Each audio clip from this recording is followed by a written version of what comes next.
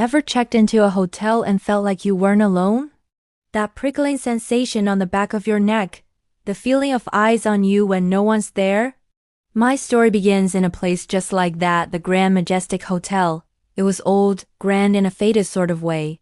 And according to the late-night internet forums, it had a secret. Room 428. They said people checked in, but sometimes they didn't check out. Of course, I didn't believe it. I'm a skeptic, a travel blogger who's seen it all. I booked it for the thrill, for the story. The room itself was unremarkable. A king-sized bed, a heavy velvet curtain, and a strange, dark stain on the floral carpet that the cleaning crew must have missed. The air was heavy, still, like it was holding its breath. I set up my camera, ready to debunk another urban legend. The first night was quiet, too quiet. I slept, but it was a restless, shallow sleep, filled with dreams of whispers I couldn't quite make out. The second day, things started to get weird. My keys, which I left on the nightstand, were on the floor by the door. I brushed it off. Maybe I'd knocked them over. Then, the TV switched on by itself, blasting static into the silent room. My heart hammered against my ribs. Coincidence, I told myself. Faulty wiring. But the feeling of being watched was growing stronger, more intense.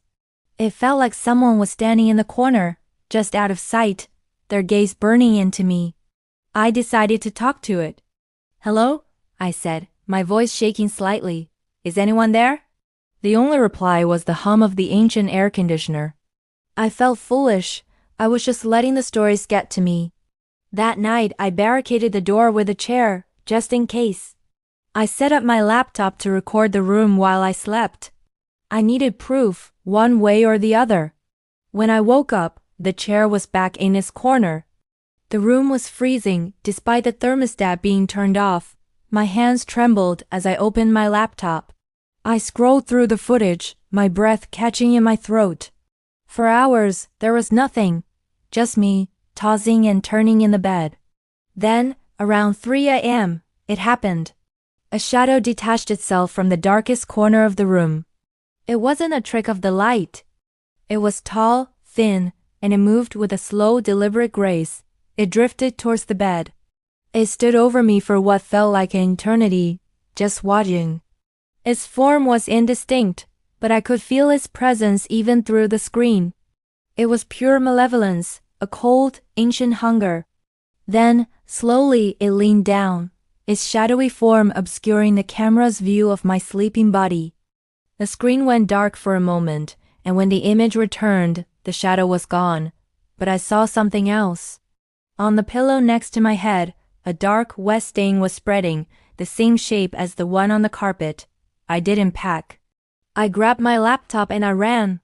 I didn't stop until the sun was up and the Grand Majestic Hotel was just a speck in my rearview mirror. I never looked back. I still have the footage. Sometimes, late at night, I watch it, and I see the shadow in the corner.